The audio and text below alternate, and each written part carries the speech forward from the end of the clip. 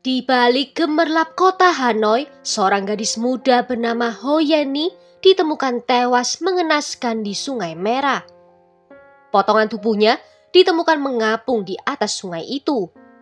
Kisah tragis kematiannya membuka tabir kelam tentang hutang dan pengkhianatan.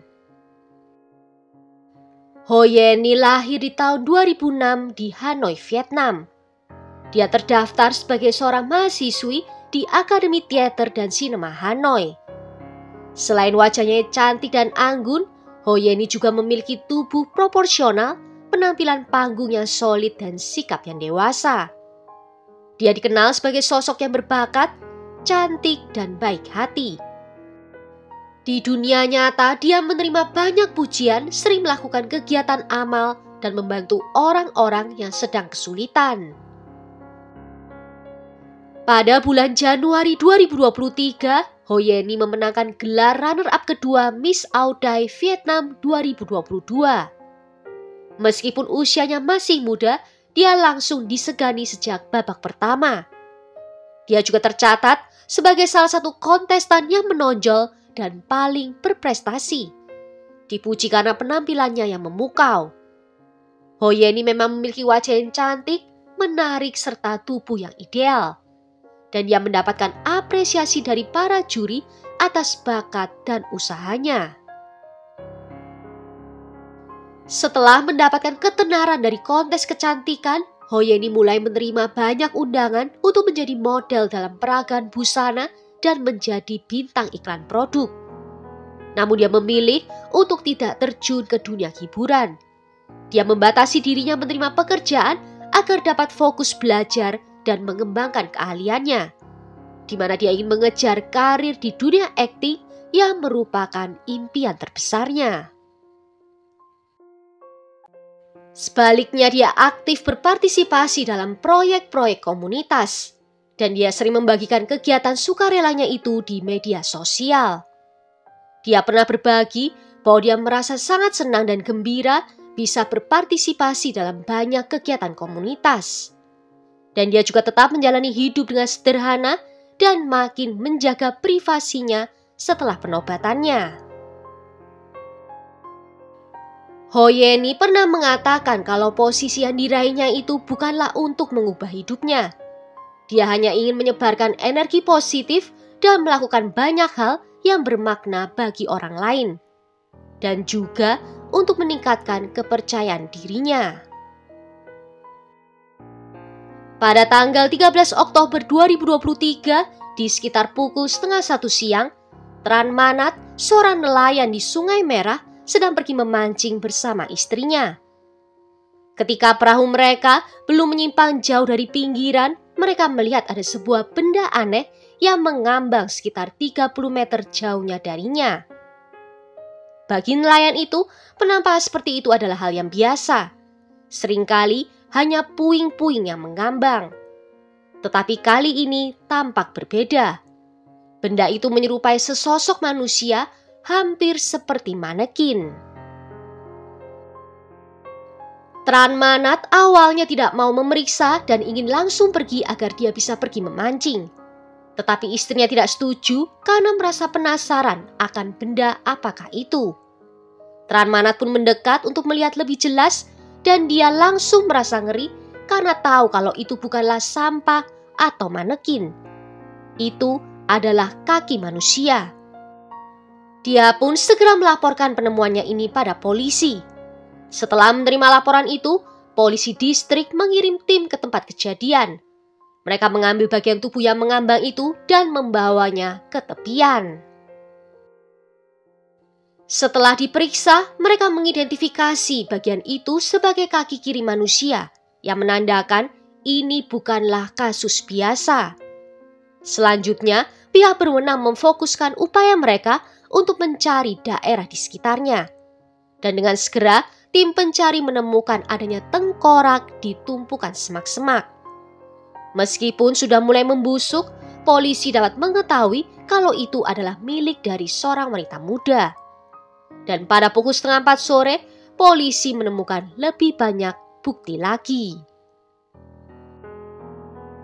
Di antara tumpukan sampah yang terbengkalai di tepian sungai, mereka menemukan sekawanan lalat dan adanya jejak semen yang baru. Dengan menggunakan alat gali, mereka menggali tanah di area itu. Dan setiap kali menggali lebih dalam, bau busuk yang menyengat keluar dari sana. Dan di dalamnya ditemukan tubuh korban dalam keadaan telanjang, hanya terbungkus selimut dan diikat dengan tali.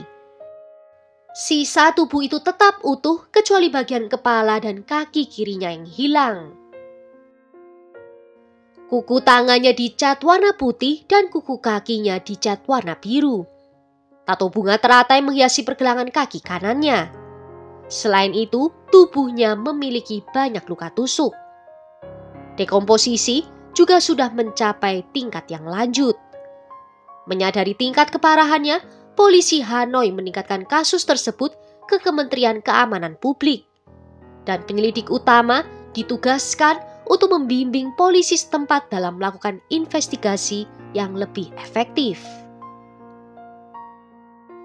Dari laporan forensik mengungkapkan bahwa korban berusia sekitar 18 tahun, tinggi 160 cm dengan beberapa luka tusuk sepanjang 4 cm di bagian dadanya. Penyebab kematiannya adalah karena patahnya pembuluh darah utama akibat dari tusukan di paru-paru kanan atas dan dinding jantungnya, yang mengakibatkan korban kehilangan darah secara fatal. Waktu kematian diperkirakan sekitar 3 hari sebelum tubuhnya ditemukan, yaitu di tanggal 10 Oktober. Otopsi itu juga mengkonfirmasi bahwa korban bukan meninggal dunia akibat bundir atau kecelakaan, melainkan karena tindakan kekerasan oleh orang lain. Jenazah lalu dipindahkan ke rumah sakit umum untuk diawetkan. Setelah itu, polisi merilis beberapa ciri dari korban, berharap seseorang dengan informasi akan memberikan petunjuk untuk mempercepat identifikasi. Dan keesokan paginya, ibu korban mengenali putrinya dari tato bunga teratai di pergelangan kaki kanannya. Dan dia mengungkapkan bahwa beberapa bulan sebelum kejadian ini, putrinya telah pindah untuk bisa hidup mandiri. Melalui perbandingan DNA, polisi mengkonfirmasi identitas korban sebagai Hoyeni. Kematian tragis dan menyakitkan dari seorang wanita muda yang bersemangat dan cantik meninggalkan banyak orang merasa sangat menyesal. Seorang juri dari kontes kecantikan mengungkapkan bahwa mereka sangat mengagumi Hoyeni. Setelah kontes itu, semua orang khawatir tentang kesejahteraannya. Dan setelah mendengar rumor atas berita yang terjadi, juri itu mengirimkan pesan pada Hoyeni untuk menanyakan kabarnya. Tetapi dia tidak menerima balasan apapun. Keluarga Hoyeni memutuskan untuk mengkremasi jenazahnya, berharap jiwanya akan menemukan kedamaian dan bebas dari masalah duniawi. Karena korban adalah seorang tokoh publik, kasus ini memicu alarm yang sangat meluas. Polisi Hanoi segera meluncurkan penyelidikan dan bersumpah akan menangkap pelaku. Polisi memulai dengan merekonstruksi jaringan sosial dari korban, serta menggabungkannya dengan bukti-bukti dari rekaman pengawasan yang mereka temukan. Dan mereka berhasil mengidentifikasi seorang tersangka bernama Taduikan. Setelah kasus ini terungkap, Taduikan memutuskan untuk bersembunyi. Polisi mencoba melacak pergerakannya saat bersembunyi dan melihatnya meninggalkan sebuah apartemen menuju ke terminal bis. Dan dia sedang membawa ransel. Catatan tiketnya menunjukkan Taduikan membeli tiket ke berbagai lokasi yang jelas bertujuan untuk mengganggu penyelidikan polisi. Secara bersamaan, polisi Hanoi memperluas pencarian mereka di beberapa wilayah. Tidak hanya di tempat-tempat yang terhubung dengan korban. Mereka membagikan foto dan detail dari tersangka di pos pemeriksaan perbatasan dan meminta bantuan untuk mencegah Taduikan melarikan diri ke luar negeri. Meskipun ada upaya-upaya ini, polisi masih tidak dapat menemukan keberadaannya. Taduikan adalah seorang pria yang telah berkeluarga dan memiliki anak. Namun di awal tahun 2012, dia berpisah dengan istrinya. Melalui rekannya, dia bertemu dan berkenalan dengan Hoyeni. Penyelidikan mengungkapkan bahwa mereka memiliki hubungan yang dekat, sering berkencan dan muncul bersama di depan umum. Polisi berhasil menemukan tempat persembunyian dari Taduikan, yaitu di rumah orang tuanya di kota kelahirannya. Dengan menggunakan pencitraan termal, polisi mengkonfirmasi bahwa tersangka itu bersembunyi di salah satu kamar. Polisi mencoba membujuknya untuk menyerah secara sukarela untuk hukuman yang lebih ringan. Taduikan yang menyadari beratnya kejahatan yang telah dilakukannya dan dia tahu akan menghadapi potensi hukuman mati, menolak menyerahkan diri dengan mudah. Berbekal pisau, dia bersembunyi di bawah tempat tidur, mengancam polisi di luar untuk segera pergi atau dia akan mengakhiri hidupnya. Dalam situasi ini, polisi hanya bisa fokus menenangkan kondisi pikiran dari tersangka. Polisi bahkan memanggil pamannya untuk membujuknya tetapi tidak berhasil. Seiring memburuknya situasi, polisi meminta pamannya untuk terus berbicara untuk mengalihkan perhatian dari Taduikan. Memanfaatkan kesempatan itu, pihak berwenang mendobrak pintu. Menyadari bahwa dia telah tertipu, Taduikan dalam keadaan marah menyayat perut, dada, dan lehernya sendiri dengan pisau. Begitu polisi memasuki kamar itu, mereka melumpuhkannya dan segera memberikan pertolongan pertama sebelum membawanya ke rumah sakit setempat untuk perawatan. Di sekitar pukul 11 malam pada tanggal 14 Oktober, Wakil Direktur Polisi Hanoi mengumumkan dalam konferensi pers bahwa setelah 34 jam penyelidikan dan pengejaran, mereka telah berhasil menangkap tersangka. Dan polisi sedang menunggu dia pulih untuk melanjutkan interogasi mereka. Dan jika dia memang terbukti sebagai pelaku, dia akan menghadapi hukuman seperti yang ditentukan oleh hukum. Untungnya, luka dari Taduikan tidak berada di area kritis yang dapat berakibat fatal. Setelah perawatan, tanda-tanda vitalnya mulai stabil dan dia secara bertahap mulai sadar. Polisi pun segera melakukan interogasi. Menyadari dia sudah tidak punya jalan keluar lain, Taduikan akhirnya mengaku kepada polisi alasan dia mengambil nyawa Hoyeni. Di awal tahun 2023, Taduikan melihat Hoyeni di sebuah kontes kecantikan dan sangat terpikat olehnya. Kemudian dia mengetahui bahwa ayah dari Hoyeni adalah seorang kenalan lama. Dia lalu menghubungi ayah Hoyeni dan meminta untuk dikenalkan pada putrinya. Setelah berpisah dari istrinya, Taduikan membangun citra sebagai pria lajang yang matang dan sukses. Dan pesona yang dibangunnya itu meninggalkan kesan positif pada Hoyeni dan hubungan mereka berkembang menjadi hubungan romansa. Awalnya semua berjalan manis. Taduikan tahu cara menyenangkan Hoyeni tanpa mengeluarkan banyak uang. Tetapi akhirnya masa-masa manis itu memudar. Taduikan mengakui bahwa Hoyeni secara tak terduga meminta kepadanya uang 50 juta dong. Uang itu katanya untuk menangani beberapa masalah tanpa menyebutkan detail apapun. Kenyataan yang terjadi, Taduikan tidak berkecukupan secara finansial. Dia membayar uang sewa apartemennya secara bulanan dan masih harus menghidupi istri dan anak-anaknya. 50 juta dong bukanlah jumlah yang kecil baginya dan dia tidak tahu untuk apa Hoyeni akan menggunakannya sehingga dia merasa enggan memberikan uang itu. Tetapi Hoyeni bersikeras bahwa dia akan segera membayarnya kembali. Dan untuk menjaga citranya, Taduikan meminjamkan uang itu. Menurut Taduikan, dia meminjamkan uang sejumlah 60 juta dong. Dan Hoyeni baru saja membayar sebesar 5 juta dong. Taduikan telah meminta uang sisanya berkali-kali tetapi belum dilunasi juga. Hari-hari berlalu dan Hoyeni tetap tidak membayar seperti yang dia janjikan.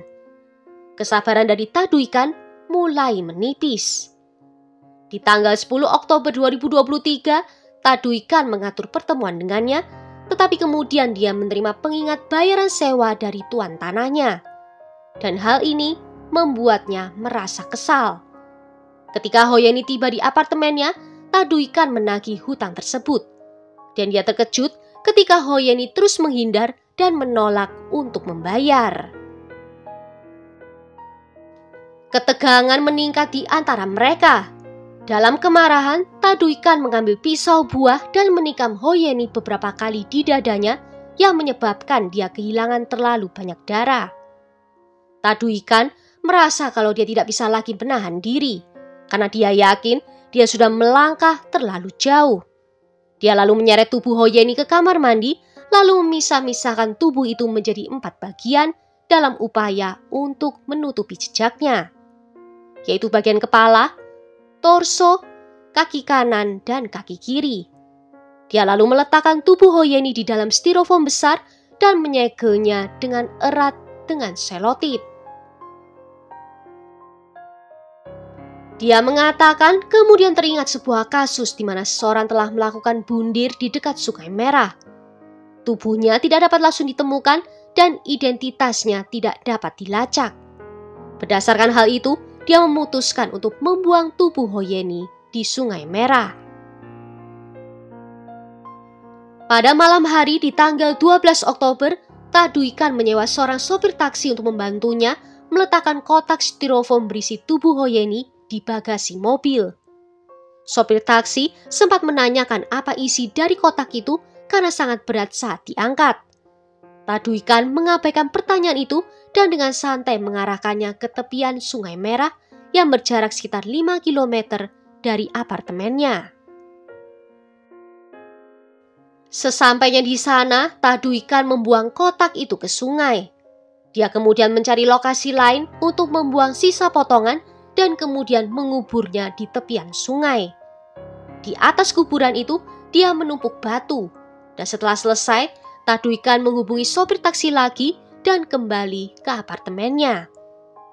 Dia sempat merasa cemas kalau metodenya itu tidak berhasil. Dia lalu pergi membeli semen dan menuangkannya ke kuburan yang dibuatnya. Dan keesokan paginya, di tanggal 13 Oktober, Taduikan berkendara ke tepi Sungai Merah untuk memastikan kotak styrofoam itu tidak dapat ditemukan. Menurut istrinya, Taduikan biasanya tidak emosional dan rentan terhadap kekerasan. Saat muda, dia pindah ke Hanoi untuk mencari pendidikan dan peluang kerja yang lebih baik. Istrinya mengatakan kalau suaminya itu sangat bertekad dalam pekerjaannya dan telah mencapai beberapa keberhasilan. Namun, sayangnya dia terlalu ambisius dan tidak puas dengan apa yang telah diraihnya. Dia lalu menggunakan tabungannya untuk membuka bar, karaoke, pub, dan kemudian terlibat dalam hiburan lokal seperti memancing dan sabung ayam. Tetapi semuanya itu tidak ada yang berhasil. Bisnisnya menjadi gagal karena manajemen yang buruk yang berakibat hutangnya makin menumpuk. Dan istrinya ini menyatakan bahwa dia tidak pernah membayangkan suaminya itu bisa melakukan tindakan semengerikan seperti itu. Berdasarkan bukti saat ini, Wakil Direktur Keamanan Publik Hanoi menyatakan bahwa Taduikan tidak menunjukkan tanda-tanda penggunaan narkoba selama kejahatannya. Dan dia akan tetap berada di dalam tahanan selama masa penyelidikan. Pada tanggal 30 September 2024, Pengadilan Rakyat Hanoi melakukan persidangan tingkat pertama terhadap Taduikan. Di pengadilan, Ibu Hoyeni duduk di barisan depan dengan penuh perhatian mengikuti jalannya persidangan. Taduikan mengakui semua kejahatannya dan tindakannya sebagaimana tercantum dalam dakwaan. Dan dia mengatakan kalau dia sangat menyesal karena membiarkan hal seperti itu terjadi. Dan bahwa semuanya terjadi begitu cepat. Pengadilan menilai tindakannya dipandang sebagai tindakan yang kejam, sadis, dan terjadi dengan motif yang sangat serius. Dalam penyelidikan juga diketahui kalau terdakwa telah menyiapkan kotak styrofoam beberapa hari sebelum pembunuhan terjadi. Hakim pun menilai kalau pembunuhan itu telah direncanakan sebelumnya. Sehingga akhirnya hakim memutuskan untuk menjatuhkan hukuman yang paling berat. Setelah musyawarah, majelis hakim memutuskan bahwa terdakwa telah mengakui kejahatannya dengan jujur dan buktinya sesuai dengan kronologi. Pengadilan Rakyat Hanoi memutuskan untuk menjatuhkan hukuman mati kepada Taduikan atas tuduhan pembunuhan dan 5 tahun penjara atas tuduhan pemerasan. Dengan hukuman total yang harus dijalani untuk kedua kejahatan tersebut adalah hukuman mati. Terkait pertanggungjawaban perdata, majelis hakim memerintahkan terdakwa untuk memberikan ganti rugi kepada kuasa hukum korban sejumlah 334 juta dong. Sekaligus membenarkan bahwa pengacara telah memberikan ganti rugi sebesar 100 juta dong. Well, sampai di sini dulu kisahnya. Tulis ya pendapat kalian tentang kasus ini di kolom komentar. Jika ada yang mau request kasus, juga bisa menuliskannya di bawah. Akhir kata terima kasih kalau sudah nonton video ini sampai akhir. Sampai jumpa di video berikutnya. Ciao!